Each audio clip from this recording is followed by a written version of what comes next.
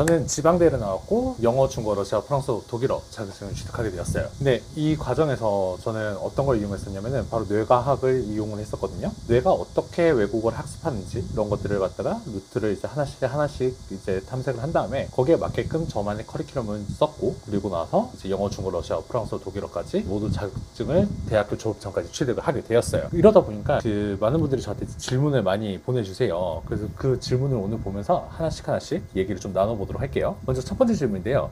미드 자막 없이 이제 패턴 영어로 시작을 하고 있는데 이게 초보자에게 맞을까요? 라고 하시는 질문인데요. 이 질문은 좀 나눠서 하나씩 보도록 할게요. 우선은 미드 자막 없이 보기 부터 먼저 보도록 할게요. 만약에 초보자이시잖아요. 그러니까 초중급도 아니고 완전히 시작하는 초보자분들이신데 이걸 그냥 보고만 있다고 해서 내가 회화가 되냐? 절대 아니거든요. 왜냐면은 뇌에서는 여러 가지 영역들이 있어요. 뭐 듣기를 관장하는 부분이 있고 말하기를 관장하는 부분이 있고, 그리고 또 이제 문법적인 로직을 갖다가 이제 문장을 구성하는 부분이 있고 다 따로 있단 말이에요. 그런데 그냥 보기만 한다라고 해서 그게 습득이 되고 그걸 갖다 말을 할 수가 있게 되면요, 어떤 게 가능하냐면은 여러분들이 이제 올림픽 경기들 있잖아요. 뭐 피겨 스케이트라든지 아니면 골프라든지 이런 것들을 프로 선수들 하시는 거 보면서 나도 그렇게 할 수 있는 능력을 갖추게 돼요. 말이 안 되죠. 그러니까 미드를 그냥 켜놓고 본다라고 해서 이게 그냥 듣기 능력 향상에는 좀 도움을 줄 수는 있지만은 왕초보 분들이 이걸 시작하시기에는 먼저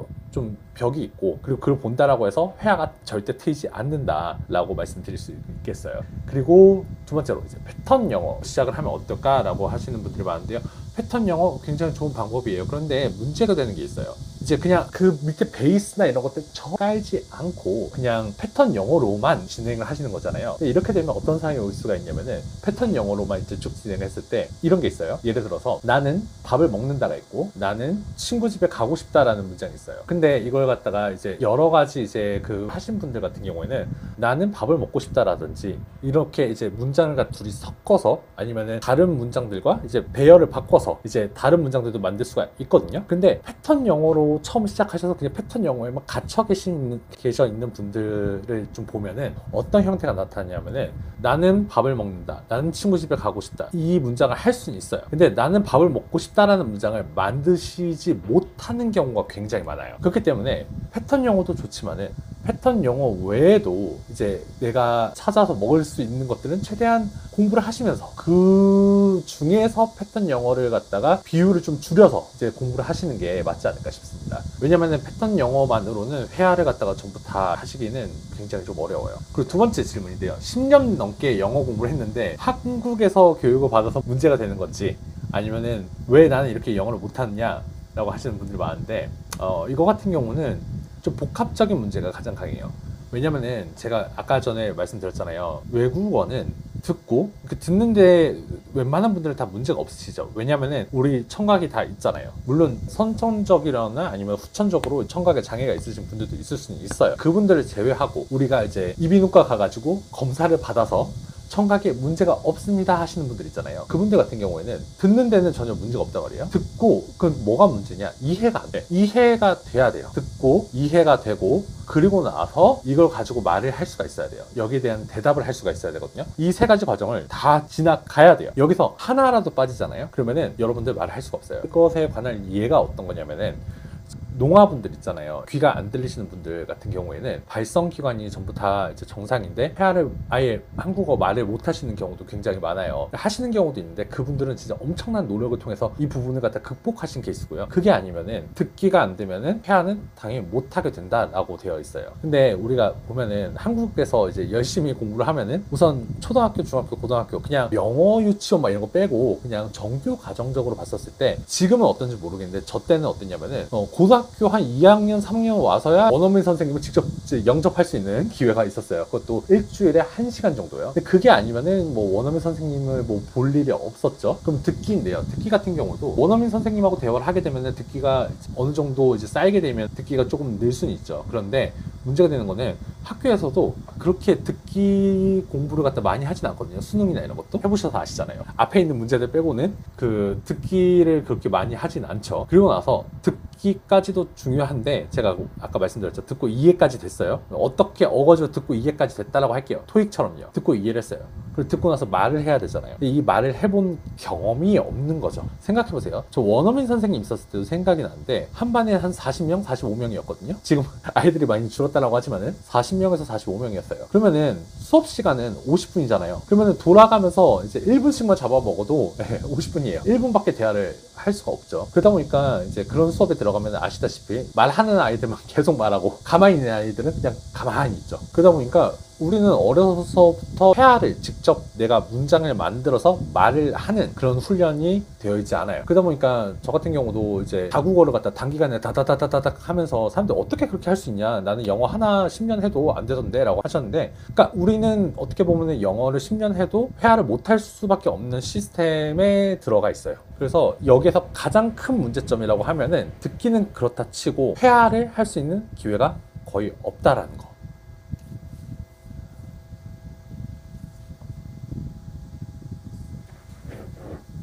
그리고 세 번째 질문이 뭐냐면 영어를 못하는 이유는 영어를 몰라서가 아니라 한국어로 할 말이 없어서다라는 흥미로운 말씀하셨는데요. 이게 어떻게 보면은 우리나라 문화랑도 좀 많이 이제 붙어 있는 것 같아요. 우리나라 같은 경우에는 말을 할 때 말을 많이 하는 것 자체가 사실은 좀 미덕이 아니잖아요. 회사나 이런 데서 업무적으로 말을 할 때도 정말 단답형으로 말을 하고 그냥 거기에 대해서 막 딱딱딱 이야기를 하잖아요. 말을 많이 하는 문화는 아닌 것 같아요. 다른 나라에 비해서는. 그러니까 다른 나라에 비해서라고 하면은 예를 들어 이런 거예요. 제가 유럽 친구들을 만나면은, 아니면 정말 뭐 10년지기 친구예요. 그러면은 우리는 보통 그냥 바로 본문으로 들어가잖아요. 본론으로 들어가잖아요. 바로. 예를 들어서 한국 친구인데 뭐 10년 된 친구다 그러면은 야 뭐 하냐 그냥 바로 이렇게 넘어가잖아요. 오늘 볼? 아니면은 뭐 먹으러 갈래? 그냥 바로 이렇게 보내잖아요. 근데 유럽 친구들 같은 경우는 맨 처음에 인사부터 해요. 안녕? 잘 지냈니? 근데 어제 만난 친구예요. 어제 만났는데도 잘 지냈니? 어떠니?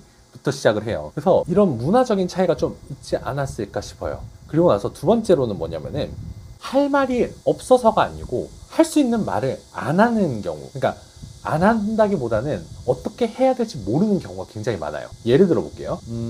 여러분이 가지고 계신 휴대폰은 무엇입니까? 라고 했었을 때 그냥 우리는 그냥 단순하게 뭐 갤럭시 S25요 막 이렇게 막 대답을 한단 말이에요. 근데 이 갤럭시 S25도 색깔도 표현할 수가 있고요. 이거는 뭐 남색입니다도 되고, 크기가 대략 몇 센치입니다도 되고요. 그리고 폭은 몇 센치입니다도 되고요. 그리고 이걸로 할 수 있는 것들이라든지 이런 것들도 상세하게 생각해 보면은 이야기할 게 많아요. 뭐 카메라가 3개가 있습니다. 뭐 플래시 라이트는 여기 붙어 있습니다. 등등등등. 네, 말들을 하나하나 그 나라 언어로 할 수 있느냐가 어떻게 보면 관건인 거죠. 책상이라고 해도 책상이 뭐 다리가 4개일 수도 있고요. 3개일 수도 있고, 원탁일 수도 있고, 책상이 목재일 수도 있고, 다 다르잖아요. 그런데 이제 많은 분들은 그냥 책상이 하나가 있다라고 하고 거기서 끝내는 경우가 많죠. 거기에 있는 것들을 갖다가 하나씩 그 보이는 대로 하나씩 서술해 나가시면 그것 또한 여러분들 회화 능력 향상에 굉장히 큰 도움을 줄 거예요.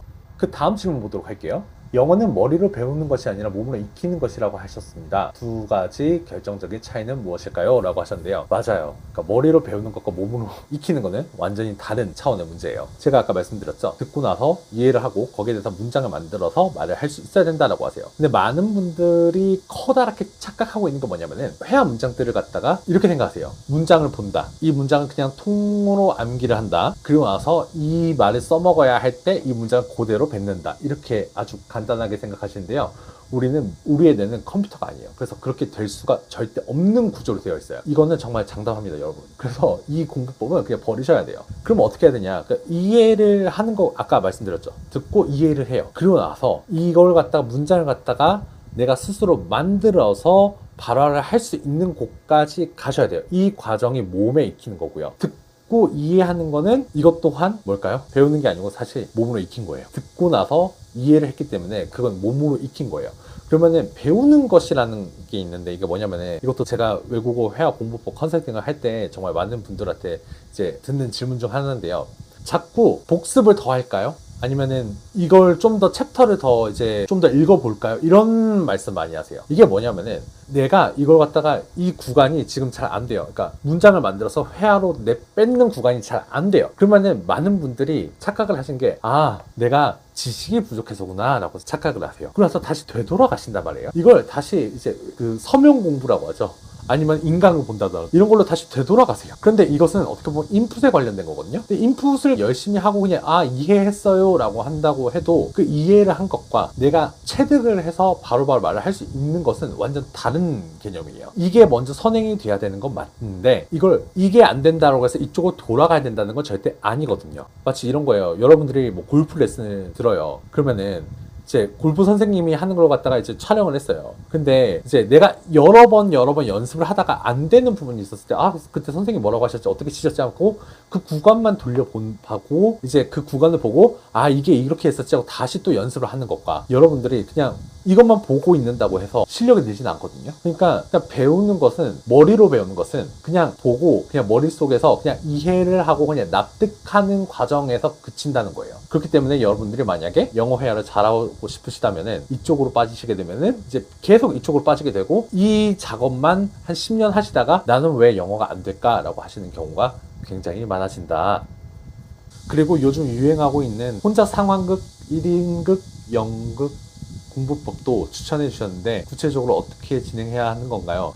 이게 그냥 혼자 1인극 같은 경우에는 이게 한계가 있긴 한데 어느 정도 실력을 올려줄 수 있는데 도움은 돼요. 근데 이거 같은 경우는, 저 같은 경우는 어땠냐면은, 예를 들어서 오늘 어떤 문장이라든지 단어라든지 뭐 동사라든지 이런 것들을 배웠어요. 그러면은 길 걸어가면서도 혼자서 계속 머릿속에 문장을 만들어요. 만들다 보면은 이게 입 밖으로 계속 나오거든요. 이 연습을 굉장히 좀 많이 했었어요. 한 번은 이것과 관련된 에피소드를 하나 알려드리자면은, 제가 러시아 모스크바를 갔거든요. 모스크바를 갔는데 저랑 이제 정말 친한 친구가 있어요. 그 친구가 이제 모스크바 다 구경시켜주면서 그날 그 친구한테 러시아 욕을 배운 거예요. 근데 그 욕을 가지고, 그러니까 머릿속에, 그러니까 욕 같은 경우는 머릿속에 한 번에 확 와서 꽂히거든요. 제가 이런 습관이 있다고 말씀드렸잖아요. 혼자서 이제 중얼중얼 하는 습관이 있다고 말씀드렸잖아요. 근데 러시아 모스크바 지하철을 탔어요. 지하철 타서 딱 앉았는데 저도 모르게 그냥 머릿속으로 그 욕을 가지고 여러 가지 문장을 만들다가 입 밖으로 나온 거예요. 근데 이게 제가 목소리가 크잖아요. 그냥 시원하게 질러버렸어요.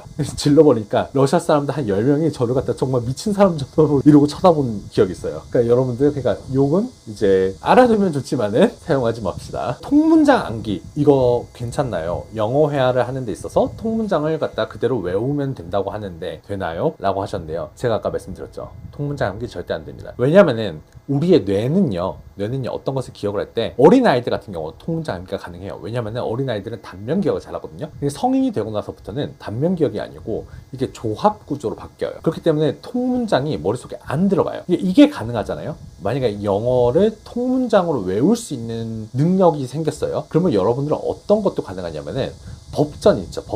법전을 그냥 통으로 그냥 달달달 암기를 하실 수가 있게 돼요. 그럼 어떻게 해야 되냐? 이것들을 갖다 쪼개서 머릿속에 집어 넣으셔야 되세요. 그리고 그 다음 질문을 보면은, 영어 회화로 이제 원어민과 대화를 할 때 완벽한 문장을 말하려다 보니까 원어민 앞에서 실제로 꿀먹은 벙어리가 되시는 경우가 많다고 하세요.